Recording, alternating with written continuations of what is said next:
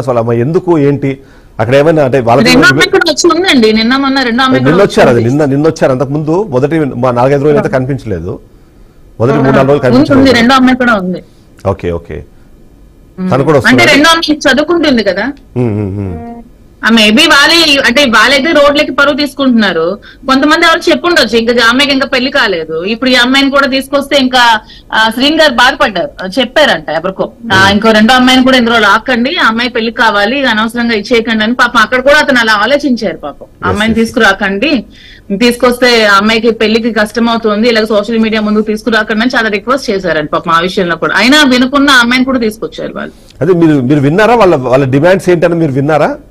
ఒక 5 demands విన్నారండి. Demands first నుంచి ఒకటే అండి, శ్రీని గారు ఆమెకి ఒక 8 కోట్లు విలువ చేసే ఇల్లుని ఆవిడకి ఎంటేస్తే ఆ ఇల్లు ఆవిడకి అలా వదిలేసి వచ్చేసారండి. వచ్చేసాక అతను కొత్తగా జనాలకు అందుబాటులో ఉండాలి కాబట్టి టెక్కల్లో ఒక ఇల్లు కట్టుకుని ఉంటున్నారండి. ఇప్పుడు ఆ ఇల్లు కూడా ఇచ్చేయమంటుందండి ఆవిడ, అదొక్కటే ఉంది, అది కూడా ఇచ్చేయమంటుంది. దాని మీద 40 లక్షలు లోన్ ఉంటే అది క్లియర్ చేసి ఇవ్వాలి. వెంకటేశ్వర కాలనీలో ఉన్న ఇంటిపైన 15 లక్షలు బ్యాంక్ ఉంటే అది క్లియర్ చేయాలి. అంటే పిల్లల చదువులు వాళ్ళ మెయింటెనెన్స్ అంటే డెఫినెట్లీ ఆయన రెస్పాన్సిబిలిటీ లేండి, అదే దాంట్లో డౌట్ ఏం లేదు. అయితే ఎవ్రీ ఫాదర్ రెస్పాన్సిబుల్ కదండి పిల్లల విషయంలో. ఎప్పుడు అతను 2 years దూరంగా ఉన్నా కూడా ఎప్పుడు కూడా పిల్లలకి ఏది తక్కువ చేయలేదు. అంటే మీ పిల్లలతో శ్రీనివాస్ గారు ఎలా ఉండేవాళ్ళు? మా పిల్లలతో కూడా మా పిల్లలు వాళ్ళ ఫాదర్ అండర్ లోనే ఉన్నారండి. ఇవన్నీ జరుగుతున్నా సరే వాళ్ళ ఫాదర్ అండర్ లోనే పిల్లలు ఉన్నారు. టెక్కల్లో స్కూల్స్ బాగా ఉంది, శ్రీకాకుళంలో పిల్లలు చదువుకుంటున్నారు, మా పేరెంట్స్ దగ్గర నుండి చదువుకుంటున్నారు. సో మా పిల్లలు కూడా ఎప్పుడు ఇక్కడికి ఈ రాజకీయాలకు దూరంగా ఉంటారు. వాళ్ళు ఎప్పుడు ఇక్కడికి రావడం గానీ చేయడం గానీ అసలు చేసేవాళ్ళు కాదు. ఎప్పుడైనా శ్రీని గారి ఫోన్ లో మాట్లాడేవాళ్ళు, అంటే ఈ ఎలిగేషన్స్ వస్తున్నాయి కదా, మీరు అమ్మ గురించి ఇలా ఏమన్నా మీరు బాధపడకండి, మీరు బాగా చదువుకోవాలి, ఉన్నతమైన విద్యను అభ్యసించి మీరు ఉన్నత స్థాయికి చేరుకోవాలి అని ఇలా గైడ్ చేసేవాళ్ళండి. అతనికి పిల్లలంటే చాలా ఇష్టం అండి, ఎవరు పసి పిల్లలన్నా చిన్న పిల్లలంటే చాలా ఇష్టం, అందరినీ బాగా గైడ్ చేస్తారు తను. సో ఇప్పుడు ఈ ఇన్సిడెంట్ జరిగిన తర్వాత ఓన్లీ మీ హస్బెండ్ ఓన్లీ ఒకేసారి ఫోన్ లో మాట్లాడారు మీతో, తర్వాత ఏమైనా మళ్ళీ కాంటాక్ట్ లోకి వచ్చారా లేదా వాళ్ళ కుటుంబం చేసుకున్నానని తెలిసిన తర్వాత నేను పేరెంట్స్ ఇంటిమేట్ చేశారంట ఇలాగా జరిగింది అని, అక్కడ కేషిప్ కి ఇన్ఫార్మ్ చేశారట. సో వెంటనే కాల్లోకి వచ్చారు. అదే టైంలో నేను TV9 లో ఉండేటప్పుడు అతను TV9 లోకి మాట్లాడారు. రైట్. ఇప్పుడు అనిపిస్తుందా మీకు, అంటే ఇట్లా మంచి కుటుంబం అనవసరంగా ఇప్పుడు రాజకీయాల్లోనే ఒక కారణంతో ఇటు మీరు కెరీర్ ని లాస్ అయిపోయారు, ఇది రాజకీయాల్లోకి వచ్చి నా కుటుంబాన్ని పోగొట్టుకున్నాను, కుటుంబాన్ని చాలా ఇది చేశాను అని అనిపిస్తుంది. సో అనిపిస్తుంది కాబట్టే ఏ రాజకీయాల్లోకి వచ్చి నా కుటుంబాన్ని పోగొట్టుకున్నానో అదే రాజకీయాల్లో ఉండి నేను నిలబెట్టుకోవాలని అనుకుంటున్నాను స్ట్రాంగ్ గా. ఇప్పుడు పరస్పర విరుద్ధమైన స్టేట్మెంట్లు కొన్ని వచ్చాయి. అంటే గతంలో కూడా ఎవరు దువ్వాడ శ్రీనివాస్ కూడా అవసరమైతే నా భార్యకు విడాకులు ఇచ్చి నేను మాధురితో పాటే ఉంటాను, అవసరమైతే పెళ్లి చేసుకుంటాను విధంగా మాట్లాడము.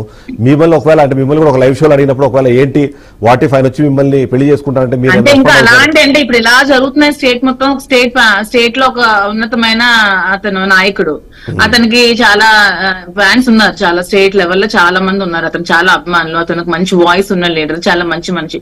సో ఇవన్నీ వస్తున్నప్పుడు అతను ఎక్కడికి వెళ్ళినా ఇలాంటివన్నీ ఫేస్ చేయొచ్చు, అంటే ఇలా మాధురి అని. సో ఆ ఉద్దేశంతో అతను అనొచ్చు, ఇంకా సెకండ్ స్టేజ్ లో ఇంకా ఎక్కడికి వెళ్ళినా నాకు ఇలా అంటూ ఉంటారు కాబట్టి సో డైవర్స్ తీసుకున్నాక తనకి ఇష్టమైతే నేను పెళ్లి చేసుకుంటాను అని ఉండొచ్చు. దాంట్లో అతను ఉద్దేశంలో తప్పు ఏమీ కాదు అది. సో బట్ ఇంత ఇన్సిడెంట్ తర్వాత మీ ఫైనల్ గోల్ రాజకీయాల్లో రాణించాలి, ప్రజలకు సేవ చేయాలని మీరు అనుకున్నారు, కానీ ఇంత ఇది జరిగిన తర్వాత నిజంగానే ప్రజలు నమ్మి మీకు రాజకీయంగా అవకాశం ఇచ్చే పరిస్థితి ఉందంటారా? ఆల్రెడీ నమ్ముతున్నారు, నాకు అవకాశం ఇస్తున్నారు, మీరు రండి మీకు సపోర్ట్ చేస్తున్నామని రాష్ట్రం మొత్తం నాకు మెసేజెస్ చేస్తున్నారు, కాల్స్ కూడా చేస్తున్నారు, మేము చాలా సపోర్ట్ చేస్తాం, మీకు అండగా ఉంటామని ప్రతి ఒక్కరు చెప్తున్నారు. ఎందుకంటే రాజకీయాలకి పర్సనల్ లైఫ్ కి సంబంధం ఉండదు. పర్సనల్ లైఫ్ కి సంబంధం ఉంటే ఈ రోజు ఏ ఒక్కడు కూడా రాజకీయాల్లో ఎమ్మెల్యేలు మినిస్టర్లు స్థానంలో ఎవడు కూడా ఉండడు, ఇంక్లూడింగ్ మన సీఎం నుంచి డిప్యూటీ సీఎం నుంచి ఎమ్మెల్యేల నుంచి అందరి నుంచి. ఎందుకంటే ప్రతి ఒక్కరికి పర్సనల్ లైఫ్ అనేది సపరేట్ గా ఉంటుంది. పర్సనల్ లైఫ్ అనేది చాలా వేరు, పొలిటికల్ లైఫ్ వేరు. పొలిటికల్ లైఫ్ అనేది మనం పీపుల్ తో ఎలా ఉంటున్నాము, వాళ్ళకి మనం అందుబాటులో ఉంటున్నామా లేదా, వాళ్ళ కష్టం వస్తే మనం అండగా ఉంటున్నామా లేదా, ఇదే పొలిటికల్ లైఫ్. పొలిటికల్ లైఫ్ కి పర్సనల్ లైఫ్ కి అస్సలు సంబంధం ఉండదండి. కానీ అంటే ఇప్పుడు అంటే శ్రీనివాస్ కూడా ఒక మాట అన్నారు, ఏంటంటే గతంలో పవన్ కళ్యాణ్ 3 పెళ్లిళ్ల గురించి రెగ్యులర్ గా కమెంట్ చేస్తూ వచ్చాం, ఇవాళ నా వరకు వస్తే గానీ ఆ సమస్య ఏంటో నాకు అర్థం అవ్వలేదు అనే మాట. అంటే అదే సేమ్ నేను కూడా చాలా సార్లు నేను వార్న్ చేసేదాన్నండి, అది తప్పండి, మీరు ఎప్పుడు కూడా పర్సనల్ లైఫ్ కోసం ఎప్పుడు మాట్లాడకూడదు, మీరు అసలు పర్సనల్ లైఫ్ లోకి వెళ్ళకూడదు, మీరు అలా మాట్లాడకూడదు, ఇది తప్పని నేను కూడా వార్న్ చేసేదాన్ని. ఎందుకంటే బేసికల్ గా నేను పవన్ కళ్యాణ్ కి అభిమాని, నేను చిన్నప్పటి నుంచి పవన్ కళ్యాణ్ ఫ్యాన్ ని. ఓకే. సో ఇప్పుడు వాళ్ళేమో మిమ్మల్ని రివర్స్ లో ట్రోల్ చేస్తారు, మిమ్మల్ని కాదు కానీ దువ్వాడ సీన్ అయితే కంపల్సరీ చేయనియండి. ఎవరు ఉన్నప్పుడు వాళ్ళు చేస్తూ ఉంటారు. ఇదే సిచ్యువేషన్ నిజంగా ఎవరికో వాళ్ళకి వచ్చి ఉంటే వీళ్ళు మా వాళ్ళు కూడా ట్రోల్ చేస్తుండే వాళ్ళేమో. దాన్ని నేనంత పట్టించుకోవట్లేదు, ఎందుకంటే వాళ్ళకి వాళ్ళ నాయకుడి మీద అభిమానం ఉంటుంది కాబట్టి. శ్రీను గారు ఇంతకు ముందు ఇలాంటి కామెంట్ చేశారు కాబట్టి వాళ్ళకి బాధ అనిపిస్తుంది, అవకాశం దొరికింది కాబట్టి వాళ్ళు కూడా కామెంట్ చేస్తారు. నేను ఏ జన సైనికులు కూడా తప్పు పట్టట్లేదు. కాకపోతే నా పెయిన్ కూడా మీరు తెలుసుకోండి అని రిక్వెస్ట్ చేస్తున్నాను. మీరందరూ కూడా జన సైనికులందరూ నా పెయిన్ కూడా తెలుసుకోండి, నేను ఎటువంటి సిచ్యువేషన్ లో ఉన్నానో తెలుసుకోండి. అదే నేను రేణు దేశాయ్ ప్లేస్ లో ఉన్నానని మీరు అనుకోండి.